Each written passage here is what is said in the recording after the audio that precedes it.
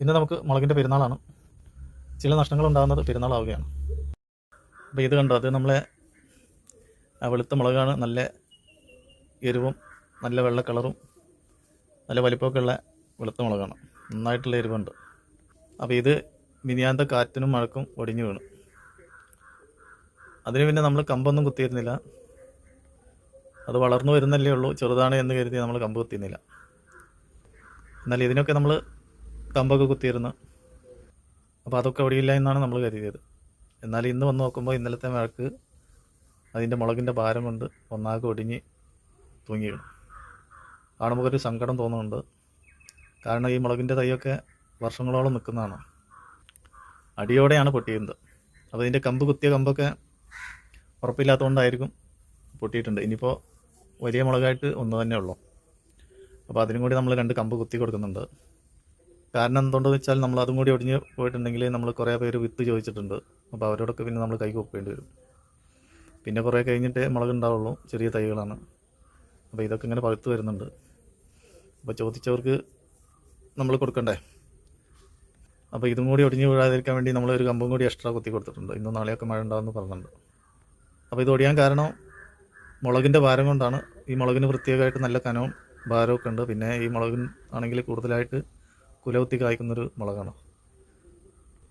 അപ്പോൾ അതുകൊണ്ട് തന്നെ ഇലയേക്കാൾ കൂടുതൽ മുളകായിട്ട് ഇങ്ങനെ നിൽക്കുമ്പോൾ മുളകിൻ്റെ തൈക്കൊക്കെ ഒരു ഭാരം ഏറ്റത് ഒടിയാനൊക്കെ സാധ്യതയുണ്ട്. അപ്പോൾ ഇതിന് നല്ല ഉറപ്പുള്ള കമ്പുകളൊക്കെ നമ്മൾ കുത്തി കൊടുക്കുന്നത് നല്ലതാണ്.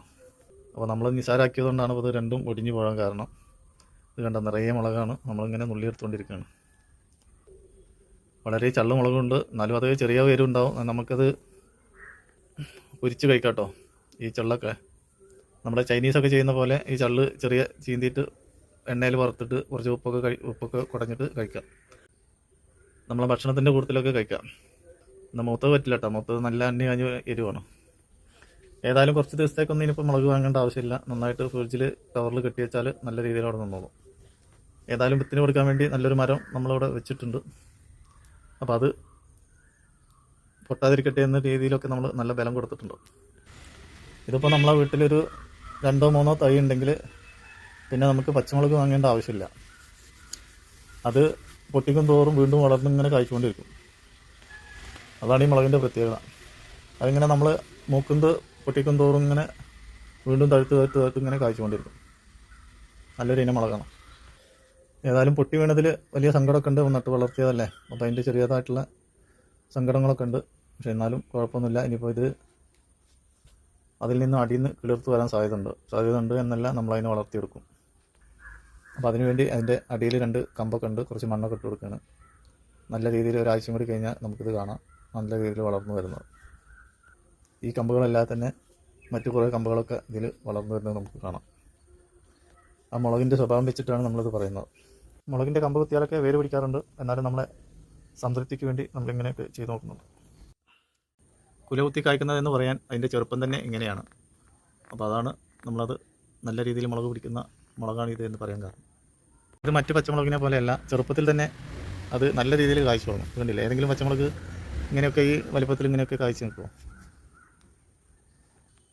അതുകൊണ്ടോ മുളകിൻ്റെ ചെറുതായിട്ടുണ്ട്, വലുതാകുമ്പോഴേക്കും മുളക് വന്നിട്ടുണ്ടോ? അതാണ് ഈ മുളകിൻ്റെ പ്രത്യേകത. അതുകൊണ്ടാണ് ഈ മുളകിനെ പ്രത്യേകമായിട്ട് നമ്മൾ ഇഷ്ടപ്പെടുന്നത്. നമ്മൾ നോക്കുന്നതിനനുസരിച്ച് അത് നമുക്ക് കായ്ഫലം തന്നുകൊണ്ടിരിക്കും. അതാണ് ഈ മുളകിൻ്റെ പ്രത്യേകത. ഇത് ഒടിഞ്ഞു വീണതിൽ വളരെ സങ്കടമൊക്കെ ഉണ്ട്. എന്നാലും നിങ്ങൾ ചോദിച്ചവർക്കൊക്കെ വിത്ത് തരാനൊക്കെ നമ്മൾ കയ്യിലുണ്ട്. ഇതും കൂടി നല്ല രീതിയിലൊക്കെ ഉണ്ടാവട്ടെ.